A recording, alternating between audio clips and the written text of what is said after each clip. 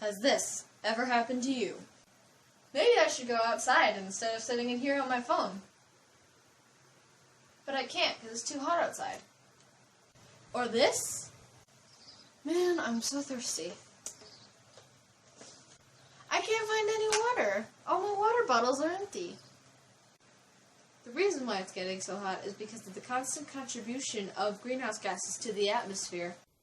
About 51% or more of global greenhouse gases are emitted into the atmosphere by animal agriculture.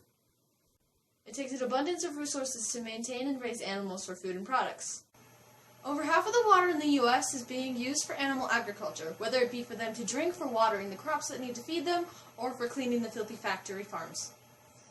It takes about 683 gallons of water just to make 1 gallon of milk, and it takes over 2,400 gallons of water to produce 1 pound of beef. Animals raised in the U.S. actually produce more excrement than the actual population of the U.S. does itself. U.S. factory farms produce about 500 million tons of manure each year. Because there are no animal sewage processing plants, this waste often gets stored in lagoons or gets sprayed over fields.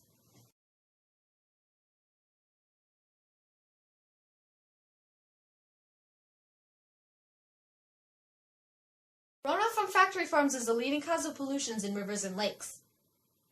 This can cause the groundwater to be contaminated. Farms often avoid this by spraying the liquid manures they are causing a mist to be carried away by the wind. But the problem with this is that the people who live nearby the farms breathe in the toxins and pathogens from the sprayed manure. Many people contribute to the use of animal agriculture, thus adding to the negative effects that happen to the environment. As you may know, the reason why we continue to farm animals is because of how heavily we rely on their resources, such as dairy products, eggs, and meat. Think about that next time you eat cereal or take a bite out of those eggs and that juicy piece of bacon. Animal grazing is one of the leading causes of deforestation. It also leads to land degradation, which sucks the soil of its nutrients and leaves it unable to be farmed on.